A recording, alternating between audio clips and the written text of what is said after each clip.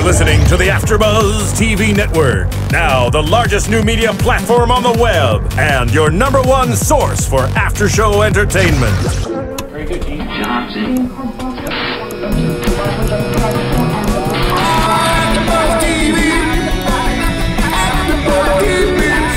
The AFTERBUZZ Studios in Los Angeles, California. Presented by Maria Menounos and streaming live thanks to Akamai Technologies. This is AFTERBUZZ TV's Survivor After Show. We'll break down tonight's episode and get you all the latest news and gossip. And now, another post-game wrap-up show for your favorite TV show. It's AFTERBUZZ TV's Survivor After Show. Oh my God! All right, hi everybody. This is Jerri Manthey with AFTERBUZZ Survivor TV show recap with my lovely host Justin Walter. That's right. And right now, Justin, I'm going to get you back for posting this really horrible shot of me on Twitter. Oh my God! You look great. I'm having a bad hair day, people. And Justin is like sweating through his sweater. Yeah, the sweater will come off at a certain point. But Jerri, you know, if you watched last week, Jerri got back from Redemption Island and we voted Ryan off together this week. Totally. Ryan's not here. I came back, we challenged each other. I won. Clearly, I would pick Jerri over Ryan in a challenge any day. Oh, thanks. Ryan, love you. Yeah, where is Ryan? Oh. He owns a bar restaurant and they had some sort of event tonight. Ooh. Yeah. Wow. I don't know what So we weren't invited. We were not invited. We had to hold the fort down here for Survivor. Episode 3. He doesn't love us anymore. No. Yeah, so episode 3. Gosh. Wow. Where do we start? It was kind of a dragged out episode. The first episode so far, we got the reward separate from immunity. That's right. So 2 challenges tonight. Yeah. Which was, I guess, good if you like the challenges. Yeah, and I know at the end of it, I don't know how you guys out there feel about this episode, but at the end I felt kind of sick to my stomach and not in a good way. I was happy with the final result. Yes, thank God. But the discerning process, they did a good job of making us squirm a little. It was a rough episode to watch for a lot of different reasons. Again, the Brains Tribe. 3 weeks in a row, basically. Seriously, they're so hard to watch. Oh, it's just so sad. It is. And I think the most frustrating part is really Jatia. That's just the saddest part about it, is because this tribe is single-handedly demolished. At one point, I literally thought I was watching The Mole.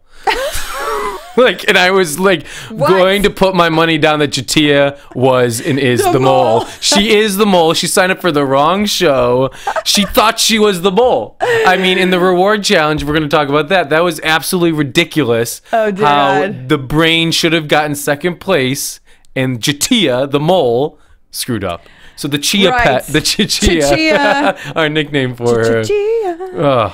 Yeah, so we opened up the episode on the beauty tribe. Yes. And Jeremiah was feeling a little bit afraid for his safety in the game, and Morgan was mad that he betrayed her. I think I'm gonna give props to Morgan a little bit on really calling him out in front of the group in a way that she's starting to try and plant some seeds for some credibility for herself. I could see that. I could see that. Where she didn't lash out. You know, we've seen in the past people lashing out and it could backfire, but the way she just kind of said to them, you know, Jeremiah, why'd you change your mind? You approached me with Bryce a couple days ago, and he was you know, he was scrambling a little bit. He recovered pretty good, though. He recovered well. He said, I was with the other people first, and it just was better for me to be with them. But a little doubt goes in their mind if they go, wait a minute, he totally was playing both sides. Yeah, but okay, if that's the case, then I think they're forgetting what game they're playing. Yes.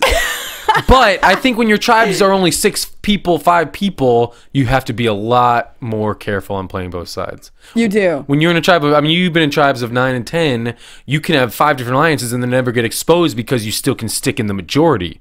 But when you're playing both sides with only 6 people and 5 people, there is a small majority, you know? I don't know, it's harder. It is a lot harder with fewer people. I could see that. I think the smallest I played with was 8. 8. Yeah, the first time. But we didn't know what we were doing, so we just stuck to our alliance. Yeah, clear, and you know, the Outback. But then when you came back for All-Stars, that was one of the times where you guys had, I think, 6 per tribe, 6, 6, and 6. It was 6, 6, 6. Oh, I think it was. It was. I know it was. Yeah. I was there and I don't even remember. I do. Mostly because I blocked it out. But, you know, it was, Morgan, I think she did a pretty good job. And then even at night when she was sitting with Jeremiah was out doing something or whatever, and with the girl, Alexis, she was like, I'm sorry for voting your name. The boys had approached me, and she kind of was just like putting that little seed in Alexis's mind, like, be a little cautious of Jeremiah. You don't know what he's going to be doing. Yeah, and we really got to see on this episode how dingy they are on that tribe. So I guess it's pretty easy to put the seed in someone's head. Oh my God. And then you have to water it. Oh my God. But we're so beautiful. Aww. That's what you get for being on the beauty tribe. Oh, beauties. So then over at the brain tribe, they get a clue for the challenge. Yes. And basically it says meat. Protein. You're playing for a protein, at which point everybody just goes, meat. Protein. Steaks. Protein. I don't even really think they showed it so far this season, but whenever you get those clues, everybody starts to, their brains start moving and they're trying to think of like, what could this be? Like, what, is it a steak? Is it a pork chop? Is it? I hope it's this, Yeah, which could be really bad if you're expecting something grand. Yeah, what they've been showing a lot of the brains prepping for challenges before, hilarious, which is, I think, entertaining. Yeah. In your experience, is there a lot of prep for challenges like that? Do people usually do that? Because we've never really seen people prep for challenges in Survivor. I mean, I would think that people do it. It's a smart thing to do. If you know you're going to be communicating while you're blindfolded, put your buffs down and practice.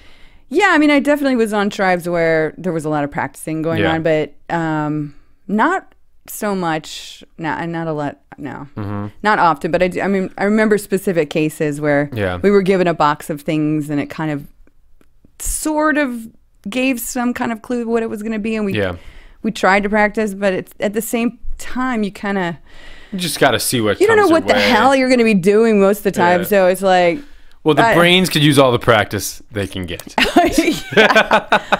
Oh my God, it's so hard to watch. It's so hard. Like, I'm just like, Chachia, man. Chachia. Like, can anyone be, okay, you should know, has there ever been anybody in the history of Survivor that's been that bad? There have been players that bad, but I mean, they don't stick around as long. I mean, you could tweet us on Twitter at ABTV Survivor and let us know who you think is worse than Jatia. What Survivor contestants do you think are worse than Jatia in terms of being terrible at the challenges and stuck around, this long in the game on YouTube, or tweet us and see who you think. Yeah, I want to know because I can't think of anybody offhand because I just think she's just so bad. She's the mole. Jatia is the mole. She's so horrible. # the mole. Yeah, no doubt.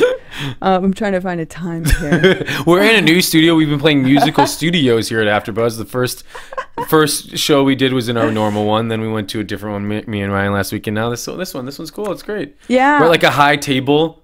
And if I go down, Yeah, Justin couldn't get himself sitting right. You know what? I think right now might be a good time to do this. We were asked to tell everybody out there to watch for Maria Menounos' reality show. Yeah, Chasing Maria. Yeah, and they're going to have a little clip here to promo it. Yeah, we're going to run a little commercial right now. Awesome.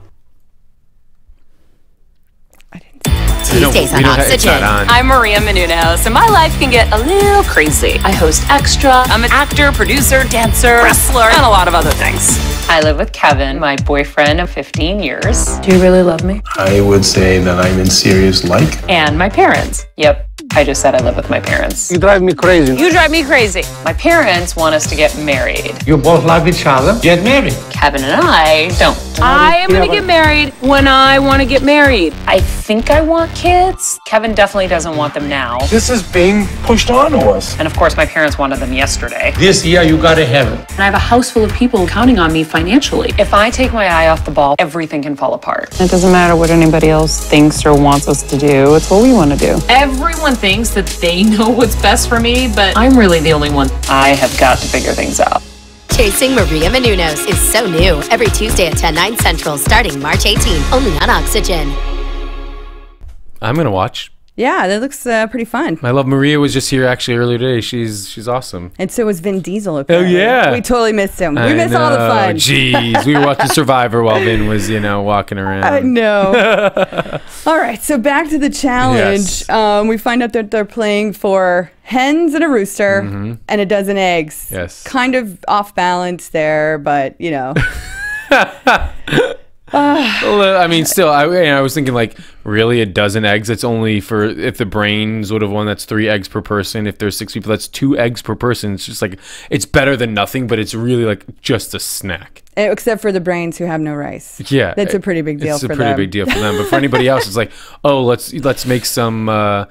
Chicken fried rice with the eggs in there. I don't know. It's just kind of like, okay, 12 eggs. Come on. Yeah. You can make egg fried rice. But you've loved this challenge. This is one of your favorite challenges. The one I do. Where someone is higher than everybody else, calling the blindfolded people to retrieve items and return them back to the caller. Every time I've played that particular challenge in whatever form it was, I've always been the caller. And I've always won. So what's the secret to winning that challenge? What did the Beauty Tribe do well? What did Alexis do well that won them that challenge in your experience? Well, that is definitely one you want to practice because you want to find specific words that mean specific things. Like my favorite call was sidestepping. So in the way we always went out into it was straight out.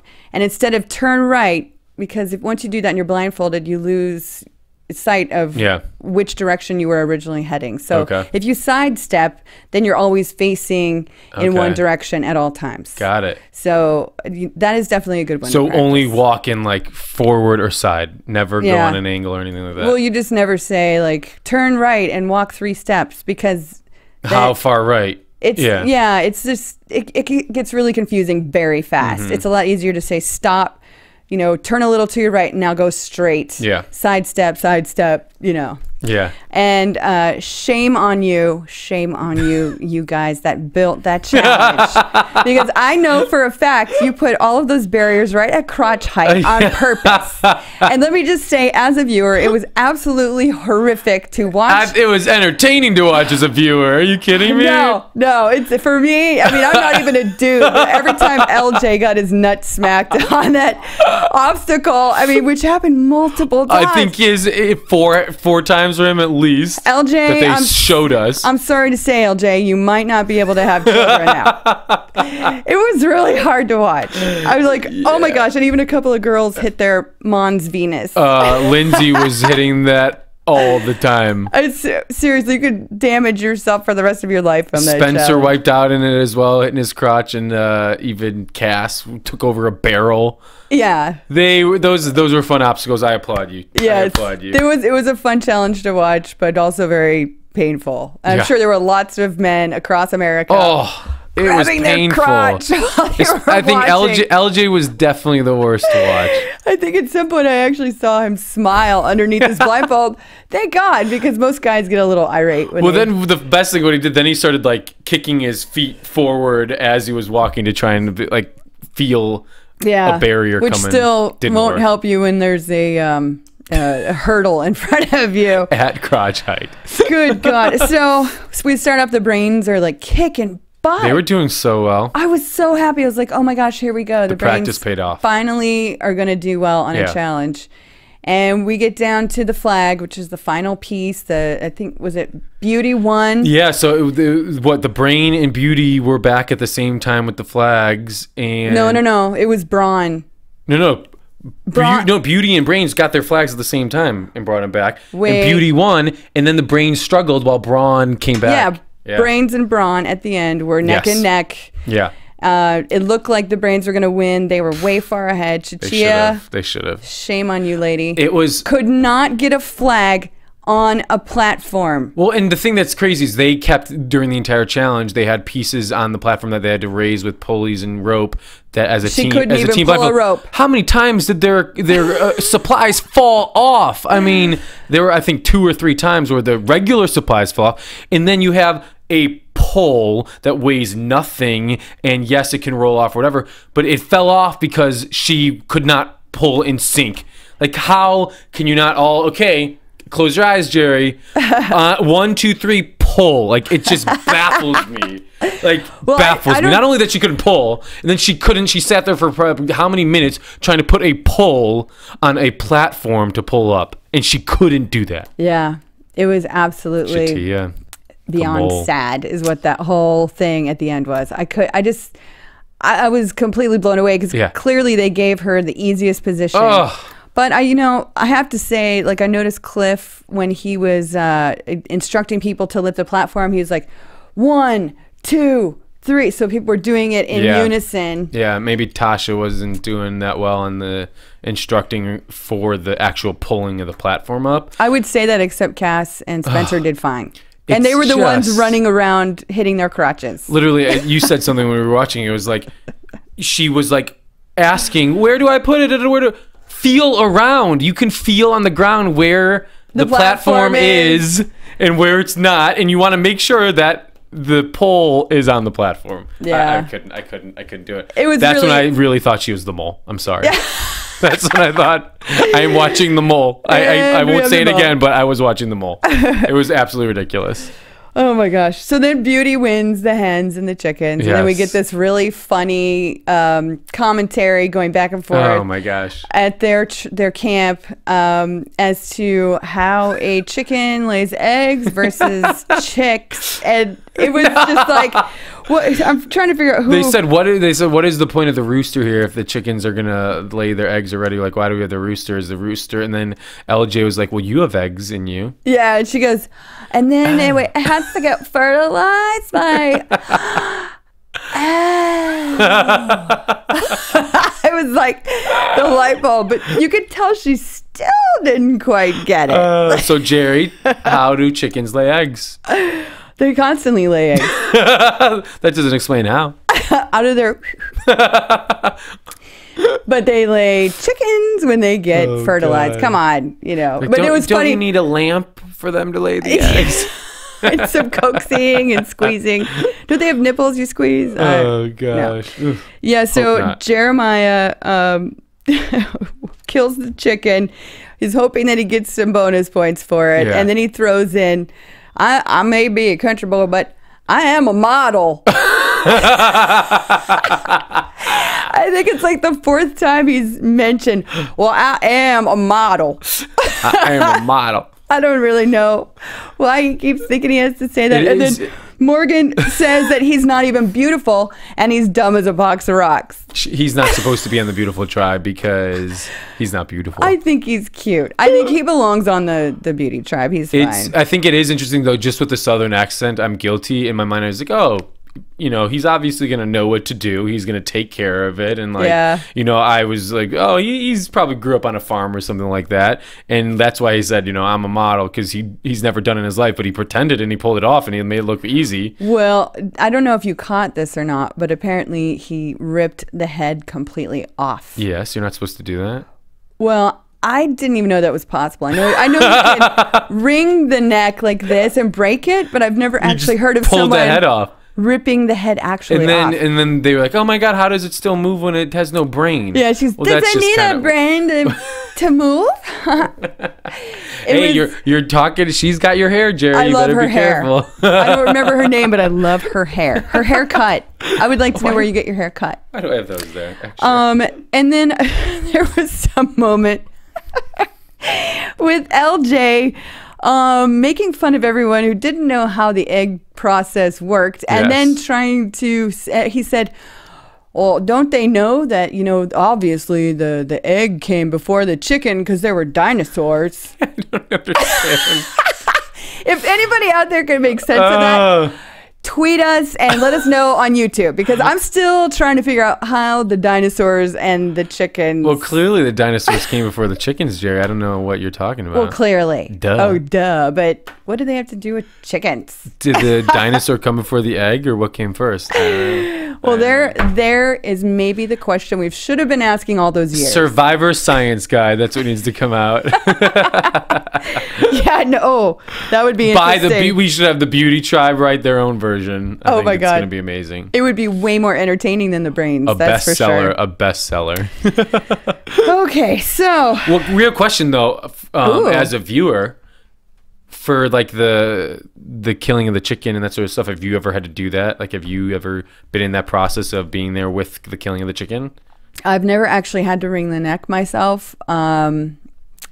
Sandra did it. Sandra did it? Yeah. Sandra. I love I'll tell you Sandra. what, I do too. I love you, Sandra. She has balls, man. She's like, what needs to get done? I know how to do it. Here we go. But what she did do after, she wrung its neck, she put it in boiling water, took all the feathers off, and then handed it to me, at which point I gutted it. Yeah. And well, you're a chef. Well, I wanted to, honestly, I got to say that there is nothing closer to feeling tribal and in nature and surviving than literally taking something that was alive just minutes before and having your hand inside of it, taking out its guts, and everything's still warm and still like alive. It's, I mean, after cool. It is. I know. Afterwards, cool. I was just part like, of the experience. Me, man, it was Sandra, give me chicken. I take guts. I take out beating hearts. I love. It's really cool actually because you can look inside the stomach, and that's where you find out what it eats, and that's also how you learn what it will eat and how to trap it. Interesting. Yeah, and that's chickens. A good little tip. Chickens eat a lot of stuff. Cool. Very cool. They love coconuts. Really? Oh yeah, we caught most of ours with coconuts. Wow. Yeah, they love them. I would never have guessed. Good to know. I'm remembering that. Remember that out there. The chickens got it done. Yeah. Okay, so then we shoot over to the Braun tribe, and there's this like crazy conversation going on with Sarah and my favorite player. He has become my favorite player, Wu. Why is he your favorite player? He hasn't done anything. Because last episode, I mean, I always liked his attitude. He seems nice, likable. And I didn't know what it was. And then last episode, he I think I know. He was like, "This is Survivor. I love it. This is Survivor, man." Like he gets it. Yeah. He gets that he's gonna. I love that too. Yeah, he gets that he's gonna have to, manipulate and move around. But I don't know if going after Cliff this early on is really a good idea. Yeah, I mean, so it was him and Sarah talking, and Sarah was saying like Cliff doesn't need the money, which to me is a great reason to take him to the end, because that's a great argument. Like, you guys, this guy's already a multi-gazillionaire. Yeah, I think that he's a great candidate to sit next to, because he's super likable though. Better than Tony. Tony. Well, so Sarah, obviously has this Cops R Us alliance with Tony. Tony has like a side thing kind of going on with Trish, and she clearly is with Sarah and them as well. And then Trish, yeah, the blonde, Boston girl. Oh, Nutrish. Malnutrish. Yeah. Oh, God, that's the only way I can remember it. God. I'm still trying to remember these yoga names. Instructor Trish. And so Sarah, obviously speaking one-on-one with Wu, saying, I think we need to get out Cliff if we have the opportunity. He doesn't need the money. Let's have one of us who are young and need the money, like, actually win the money. And he like bought into that whole idea of like, yes, this would be a great experience of like having someone who isn't rich. Even though I love Cliff, like I would want one of us to win over him and that sort of thing. And he like seemed to buy into that. And she's all like, I like him because of his lackadaisical personality. I'm hoping that he's not lackadaisical. I'm hoping that he's just playing every angle he can in hopes that he ends up on the right side of the vote. Yeah. Having different options. Yeah, because I don't like this whole going after Cliff thing this early on, especially with there's so many physical challenges that are going on right now, and they clearly, I don't know, Braun, I guess they're doing all right. I think my craziest thing, I think the thing, well, then after Wu then left, or Tony heard them talking, and he got all paranoid. Slyly came in, crazy, and then Wu left, and then Sarah just had to reconfirm like Wu is with us, and he's like, I don't trust Wu, but if you do, you're in my alliance. I got you. Da, da, da. He's crazy. Tony is unstable. He's unstable. And I brought this up while we were watching the episode because you're like, oh, that's Survivor, but when he swore on his badge. When you swear on something like your badge with another officer, and that is like a super tight alliance in the real world of people. Yeah. People who are in law enforcement stay behind each other. They stick together. Yeah. It's like firemen, that whole camaraderie. And I can't imagine it going over too well with any of the people that he works with, saying that, I swear on my badge, but it doesn't mean anything to me. That don't mean nothing. I'll do whatever it takes.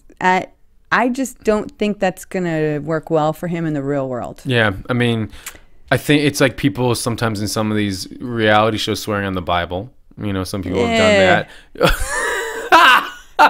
People are perjury. Jerry's like, screw the, give me a Bible, I'll swear on it. But if you're talking about my cooking utensils, me and other chefs, we can't swear on our knives. I will swear on my chef knife. She'll swear on the Bible, but not her knives. I mean, people perjure themselves in court all the time on the Bible. Well, then what's the difference between a Bible and a badge, you know? Because it's an inherent alliance that he's using to his advantage. Right, which... Well, he hasn't broken anything yet. That's fine. He hasn't broken anything yet. I'm talking about in the real world. I'm talking like once this game is over, like that's something that's going to haunt you back to your job. It's going to haunt you when, you know, just other officers. Like, I don't think it was necessary or cool to say that. And I'm curious if he regrets that. Well, we haven't seen him do anything against it yet, so I think it'll be interesting to see this season if he actually does go against Sarah, or if he makes new alliances with new people on his badge. If he does go against it, if it'll have an impact. He's gonna do whatever it takes. Yeah. He, like you said, he doesn't care that he swore on his badge. It means nothing. Yeah. It means nothing to him. Yeah. It just...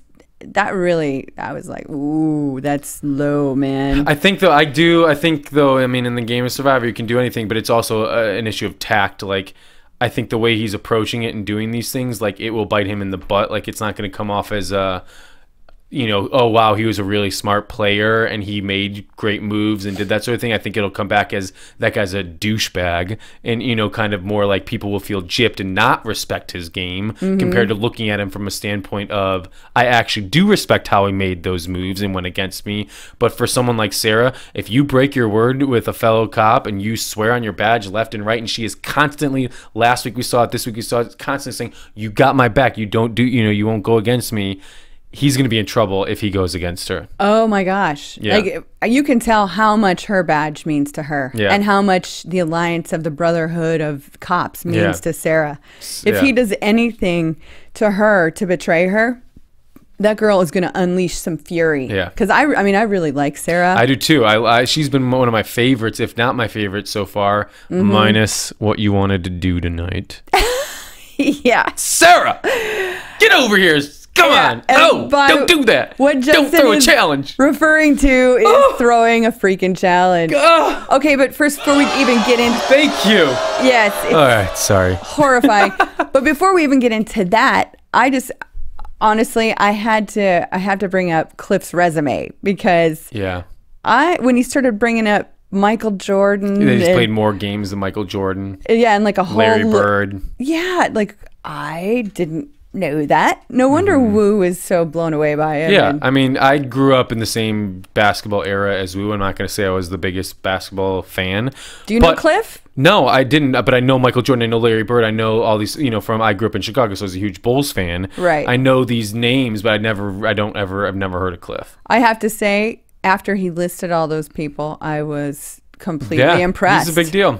Yeah, he is. I mean, and he's definitely like a multi-gazillionaire. And there's no way they would ever give him $1 million. Again, a good reason to keep Cliff around. Who knows? He's very likable. He is. Everyone loves him. What's funny that I think that, you know, we'll get into the whole wanting to throw the challenge, but it is interesting how the lie that Tony told Sarah last episode. She believes him. She believes him, but almost that the whole Cliff Lindsay thing is true. They are like they're like pals and buddies and like kind of separated from the group. So he came up with the lie that they said those things, but it works really well because they're always hanging together. They're always talking. So Sarah's looking at them all the time.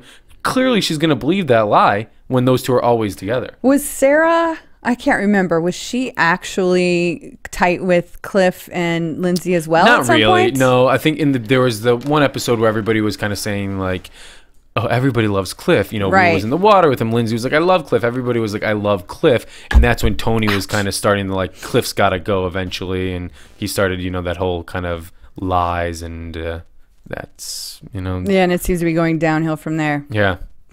I mean, Sarah wanting to my badge doesn't mean anything to me. Sarah wanting to throw the immunity challenge. Just disgusting. I'm sorry. Not this early. Dude, really? Like, I'm every time somebody brings up the whole idea of throwing a challenge, it makes me sick. I just don't understand how you can be on a tribe of 6. And if you're looking long-term in a game, you're not promoting the idea of, even if you don't believe it, even if you're the 4 within the 6, let's all brawn stay together. Let's be a solid 6. Let's keep winning. Let's do this. If you're in that 4, that's golden to have 2 pawns in your hand, not to try and take one of those pawns out and throw a challenge, then piss off the other pawn. So then you go from 6 that could be strong, could be working together, into 4 that has someone against them that will flop and sell you out. Plus, I don't understand. What's not to say that you're all going to merge together, say they all stay strong, the 6, and that they're all going to merge together, and now they're faced with even worse options to go to the end with. Then Cliff. They don't even know who those other people are yet. Yeah, it's just these assumptions just of... win! Win until you can't win no more. And then you have to fight for yourself. Like, I just don't understand why people start imploding and want to throw a challenge. We're in the 3rd episode and they're trying to throw an immunity challenge. I can guarantee that Jeff Probst was pissed. Ugh. I could see it in his face when he was explaining the basketball challenge. Let's go ahead and go to the actual challenge. And of course, that's something that's totally geared towards Cliff's strengths. And I'm Coincidence? thinking, I don't think so. Oh, Jerry. I don't think it was a coincidence at all. But I could tell that when Jeff was explaining the challenge that there was something eating at him. And it's probably because he had watched the footage and was just like, what the hell are these people thinking? You know, and then the sad part is that they were trying so hard to throw the challenge. Doing actually a good job on throwing the challenge. And the brains in Chachia were so bad that they couldn't even throw the challenge. It was like Sarah had the best line. She was like, brains or green tribe. She didn't even say brains. She was like, green tribe. We tried to give it to you and you couldn't even win. That was pathetic.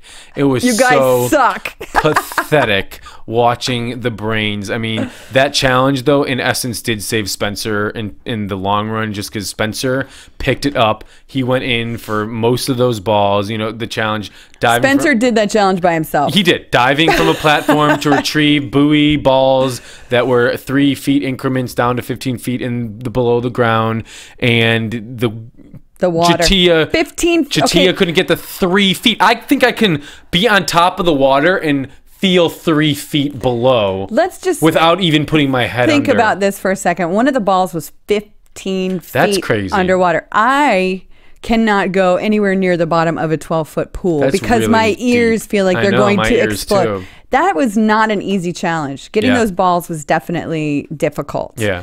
Not the first 2 or 3 though. Yeah. Well, yeah, it's hard to say. You don't know what the knots were like. It wasn't even knots. It was just like you had to put there was a string and a thing, and you had to put this. A thing and a thing. This is a great description. Here we go. Hashtag thing and a thing. Yeah, it was a tough challenge. I mean, easy for the beauty. The beauty is just dominating. You know, they dominated that challenge, and they each of them was getting those balls left and right. Jeremiah that made all the balls. He shot. It was the way they showed it. 100%. He made all his shots, and he was going underhand compared to doing like a basketball shot, and they just dominated. And that was just so funny watching the brains. Like, they could have done it. They could have taken that challenge because they were throwing the challenge. You had Trish and you had Sarah pretending they couldn't get those balls out, and even Wu at some points, you know, he did get a few of them. He probably went a little slower than he would have. Definitely. But I don't think Wu's going to be able to be proud of that choice. Yeah. He seems to me like somebody who might look back on that and be kind of disappointed in himself for going with it. Yeah. And I think from what I could tell with Cliff and Wu, they're really tight. They're good pals. And I bet Cliff was probably a little disappointed to see the episode tonight too. Yeah. I can't wait to meet these people. Here's the thing. It's like, okay, so if you go into a challenge and you're going to throw it, at what point does it get to the point where you just need to throw it? Because if you don't, you're going to get caught in the future. You know what I'm saying? Like, now there's the potential they will get caught, and Cliff is still there. Is it worse to have Cliff there finding out later while he's still in the game, or finding out after and then still gets voted off? I don't know. You know? I think it's worse watching the show after you're back home and Cliff watches it and goes, "You guys, what the hell?" Thank God is the wrong NBA with you?" basketball player had to shoot basketball hoops. Yeah. Shocking. And he did great. He did great. Well, he didn't do as well as he should have. Well, it's not a real basketball, and it's not a real hoop. There is definitely a learning curve, too. And Jeremiah killed it. Yeah. You know, I was watching Jeremiah, and I was like, Hayden should take a few lessons from you, because remember, Hayden always did those, like, let me toss the rings and the balls and could never get it, and Malcolm, too. They need to take note from Jeremiah. Yeah, that model did really well. Gosh. And then, all right, let's see. So, Brains lose, and once again Chichilla completely destroys any chance for them to win. It was even just like she had trouble swimming. 2, she couldn't get any of the balls out. 3, when Spencer started shooting the basketballs or the buoy balls, they were buoy balls. Then they had Tasha helping him reach into the bucket to get the balls, and Chichilla getting rebounds to throw the balls back, and she couldn't even throw the balls back to Spencer to shoot. She has no muscle tone whatsoever. Why would they put her in the water throwing the balls back and not have Tasha do it? It was just like, are you serious? Like, everywhere they put her, she's the mole. Yeah. Like, it's like classic mole. Like, I can't handle it. It's ridiculous. She was terrible in the water. Terrible. She should have been the one standing on the platform. She can stand on the platform and reach down below into a basket and give Spencer a ball. That's where she would have been suited. Well, and then you have to kind of look at the brains again and go, where are the brains in the operation? Like, come on. Like, it's crazy. You guys already know who the weak link is. Stick her somewhere where she's not going to be in the way at all. It was mind-boggling. When they lost that challenge, I was just like, if they don't get her off, if they do not vote her off, they are the biggest idiots. Like, the dumbest brains in the universe. So dumb. I was relieved when they lost. I said, okay, now they can finally get rid of her. And I really like Spencer, Cass, and Tasha as a trio. Yeah. I think I kind of like each of them for their own little ways. Right. And I like them. It was just crazy because you and I both were like, thank God now Chichilla is gone. And then right back at camp, you see it all starting to crumble. Like, oh man, they're sitting there with Spencer, Cass, Tasha, Spencer. And Spencer is literally like, you guys, we have to get rid of her. We are going to crumble apart. And you could see in their face, like they kept flip-flopping. And you and I are just like, you can't get rid of Spencer. No. Like, I understand the argument. Like, you know, if you take Chichilla with you, there is no way that she is ever going to turn against you because you saved her ass every single time she was almost gone. But at the same time, you don't know what's coming up next. And if you're going to literally continue playing as 3 separate tribes and you lose again, you're down to 2. Yeah, and then you're down to 1. It's not good. No. So I know you and I were just like, come there was like on. a no-brainer answer from as a viewer perspective, and it was just kind of like, even the fact of like the question of loyalty.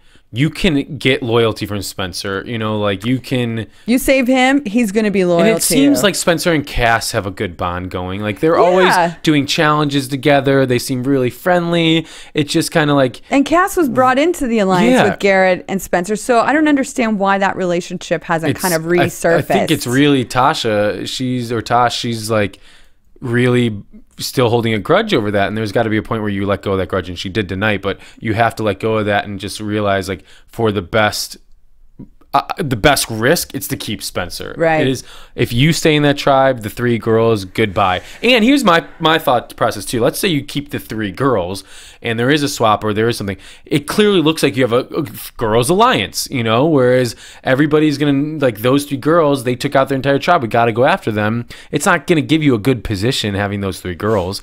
And you keep Chichilla. She's the weakest out of those. She will be the last one picked off out of you guys. You keep Spencer. He's a bigger target than Cass and... See, I think if they kept Chichilla, that the second there was a merge on any level, whatever team she ended up on or wherever she ended up, she'd be the first one gone because nobody can stand someone who's that. Or they just use her. They keep using her. You know, that's the thing. It's like she's such a Okay, well, I have to say tonight is the first time in Survivor history I have ever seen Jeff Probst silent for about a minute at the beginning of Tribal Council. He just sat there when they came in and was like, he put his hands on his hips and he just kind of looked at him like, got nothing for you. got nothing. That's what he said with his eyes. I got nothing. I couldn't believe there was like this long pregnant pause of silence, which was awesome. It was great. Yeah.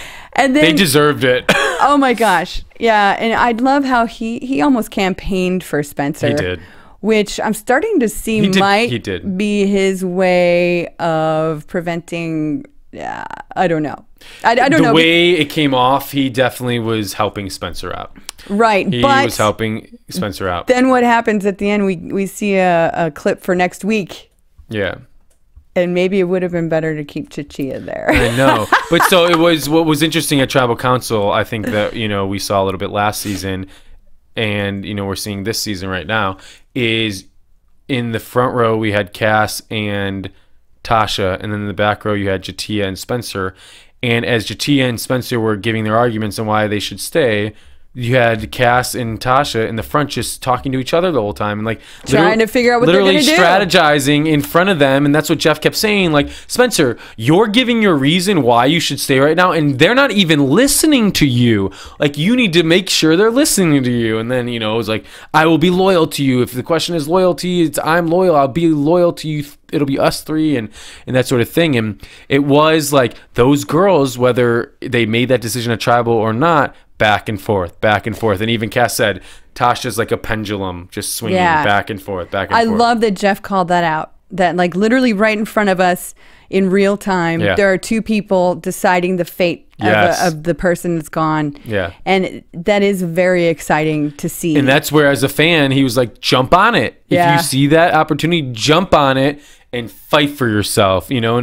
And I love there were so many fan references in this Tribal Council. They were great. Super fans. Like, even like, so Spencer's talking about, you know, Jeff is like, as a super fan, what is it like getting your chance to play and then seeing it slip through your fingers? Then Cass was even like, you know, I have this decision in front of me, and as a fan, it must be fun to watch, but right now in this moment for me, I don't know what to do, you know. So it's kind of all these fan references, which I always love. Yes, you do. I do. Super fans. As a fan, I was just like, come on. Yeah, no question. Give me a break. I know, and that's the question. They kept Spencer. Clearly, we both agree that's the best decision. Now that we did see in the preview for next week, there is a swap coming. Is it the best decision? You know what I think it is? I think it's going to be still two tribes. But two new tribes. Yes. For, you know, drawn from a vat of buffs, which I've been privy to that specific scenario in the All-Stars. Yeah. I agree. It'll definitely be two tribes that are completely random or mixed up. It's going to be beauty, bronze, and brain all mixed. All blended. A blend of beauty, bronze, and brain.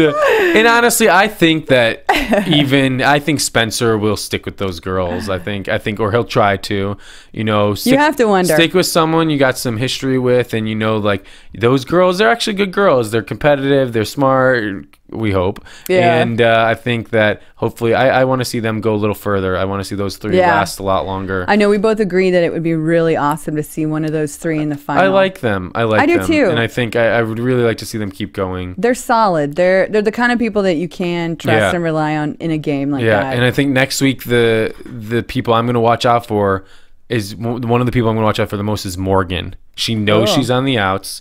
This swap is either going to save her or get her out. And I really think that she's going to make some moves next week to spill the beans on the beauty tribe and just go with a new alliance. So I think that's going to be fun to watch. It'll be Morgan. Beauty, bronze, brains, and boobs. And boobs blended in beautiful...